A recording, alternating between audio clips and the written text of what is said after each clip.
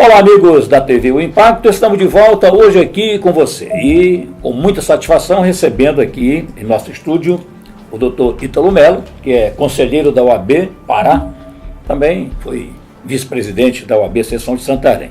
E o assunto que nós vamos abordar com ele aqui está amplamente divulgado aí nas redes sociais, alguns veículos de comunicação, em relação ainda, doutor Ítalo, aquela questão da licitação que foi feita pelo município para a prestação do serviço de transporte coletivo em Santarém.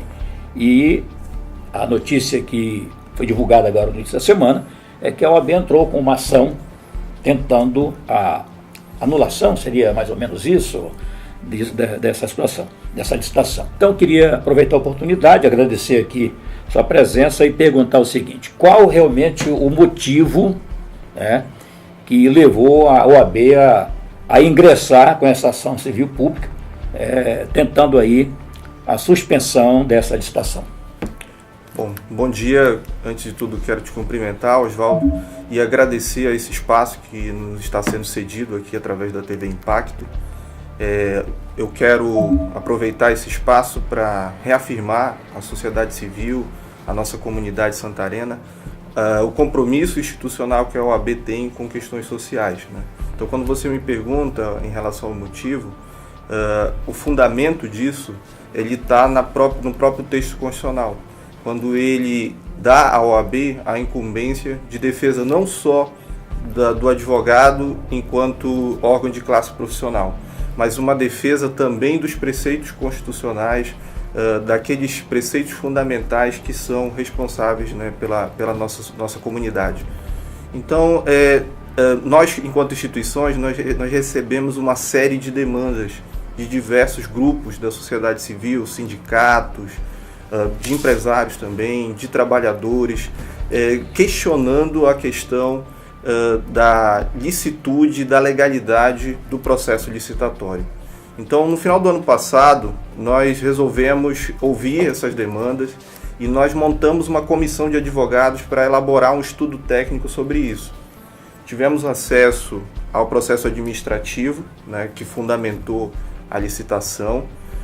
Realizamos na sede da OAB uma audiência pública, em que foi convidada a prefeitura, foi convidada a empresa que à época estava habilitada, ela ainda não havia assinado o contrato, foi convidado o Ministério Público.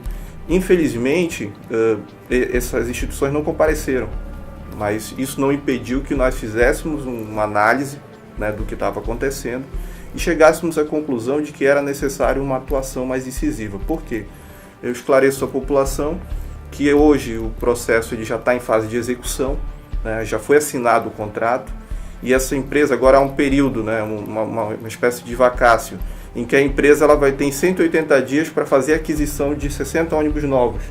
Então, o contrato já está em execução. Então, ante essa situação emergencial, nós resolvemos judicializar a questão.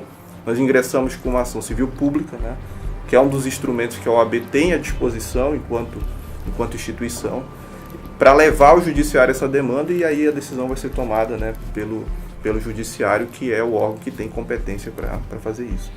Doutor, a grande questão aqui é por que só agora a OAB deu entrada? Se foi agora realmente, que pelo senhor está informando aí, as ações já vinham sendo praticadas lá atrás. Exato, Oswaldo. Nós já vimos acompanhando esse procedimento desde o final do ano passado, né? Como eu te disse, as demandas elas chegaram até a sede da OAB, e nós, o tempo todo, fizemos a interlocução com a Prefeitura, com o Ministério Público, pedindo esclarecimentos. Como eu te disse, fizemos uma audiência pública na sede da Ordem. Então, assim, não foi nada nenhuma medida tomada de forma precipitada, né? Nós já vínhamos acumulando conhecimento e vínhamos acompanhando o que estava acontecendo.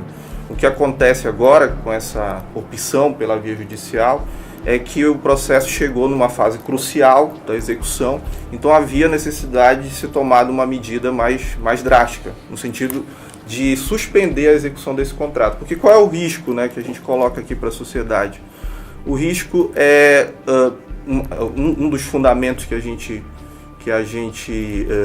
orienta essa medida, é que a empresa vencedora é uma empresa que não tem lastro, ela é uma empresa com capital social muito baixo, de apenas R$500 mil, e que ela, para cumprir o contrato, ela precisa fazer um investimento inicial agora da ordem de 30 milhões. Então, de que maneira isso vai se dar, né? Isso ficou demonstrado suficientemente que ela tem condições de fazer esse investimento? Se tem, qual a origem desse recurso, né? Nós temos hoje uma série de leis que exigem da administração pública, exigem mesmo do particular. Eu, como particular, tenho que saber com quem eu estou contratando. Imagina a administração pública. A administração pública tem um dever ainda maior nesse sentido. Então, a necessidade dela saber a origem desse recurso, a necessidade da administração pública dar à população toda a segurança para que esse procedimento ele se estabeleça da forma mais transparente possível. Tá. Para ficar bem claro aí, o objetivo principal mesmo é o que? É brecar, é anular isso aí? Um dos nossos pedidos, uma ação, ela tem um pedido liminar e ela tem um pedido principal, né, o que a gente chama pedido de mérito. De forma liminar, de forma emergencial, o que a gente pede é a suspensão na execução do contrato. Como eu te disse, a fase atual agora desse procedimento é a execução do contrato. A empresa já assinou o contrato com a prefeitura e ela tem um período agora, de acordo com as regras editalícias, né, de 180 dias para ela fazer a aquisição dos ônibus. Então a gente pede agora a suspensão desse contrato para que sejam dados os esclarecimentos que a ordem coloca, né, a fim de se evitar um dano que é um dano, seria um dano enorme para a sociedade. Em que sentido? A partir do momento que essa empresa ela ingressar no mercado, outras 14 empresas vão à falência de forma imediata, todos os trabalhadores que estão vinculados a essa empresa vão ser demitidos, né? E a gente não tem ainda elementos, não houve uma resposta do poder público de que essa empresa vai poder efetivamente cumprir o contrato, né? Então, é essa preocupação da ordem. A gente quer que esse esclarecimento seja dado antes do prosseguimento do contrato. Doutor, temos que perguntar aqui, em alguns veículos de comunicação, ficou até aquela pergunta assim, a OAB entrou com essa ação defendendo os empresários? Não, de forma nenhuma, né? Eu quero, como eu disse no início, mais uma vez reafirmar que o compromisso da ordem é um compromisso institucional. As atuações da ordem são pautadas nos preceitos e naquilo que determina a ordem constitucional. Então, só para esclarecer a população, a ordem não é uma simples instituição de defesa de interesse de classe. A ordem, por outro lado, ela tem um papel fundamental determinado pelo próprio texto constitucional, quando diz que a advocacia é uma função essencial à administração da justiça. Nenhuma outra profissão tem esse tratamento no nosso sistema jurídico. Então, a ordem ela tem também legitimidade, né, legitimidade constitucional, para fazer a defesa de interesses sociais, interesses difusos e coletivos. Então, nós recebemos essa demanda, né, nós entendemos que é uma demanda justa, nós entendemos que os questionamentos são razoáveis, então nós tomamos as medidas adequadas nesse sentido. Bem, também para esclarecer, porque uma das questões que foram levantadas, inclusive em alguns veículos, é por que, né, que a OAB, no caso, entrou agora, mas foi no plantão. Isso aí foi um fato que foi colocado aí. Sim, né, alguns veículos de comunicação de forma equivocada, né, tentaram fazer parecer isso como um erro, né, como uma espécie de amadorismo, mas na verdade eles não compreendem, né, de que forma se dá esse tipo de Essa era a forma legal e tudo. O que acontece? Hoje nós temos um sistema de processo virtual chamado PJE. Então, o peticionamento ele ocorre através dessa base de dados, né, através desse sistema virtual.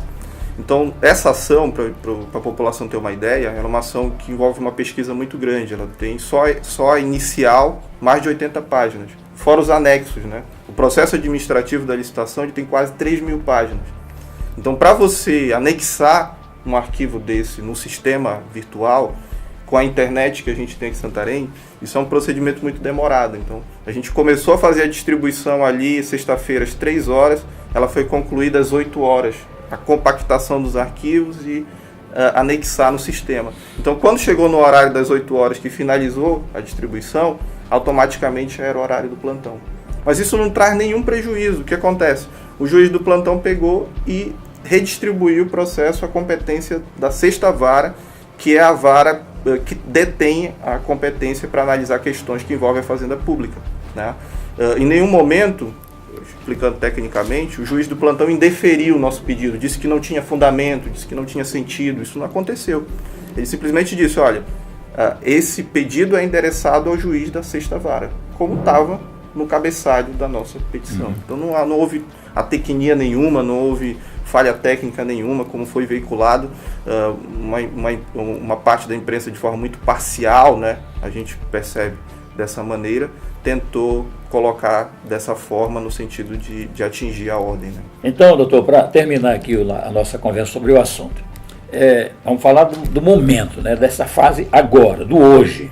Inclusive, nós estamos gravando hoje aqui com o doutor Ítalo Mello, nesta quarta-feira, hoje é o dia 20 de fevereiro.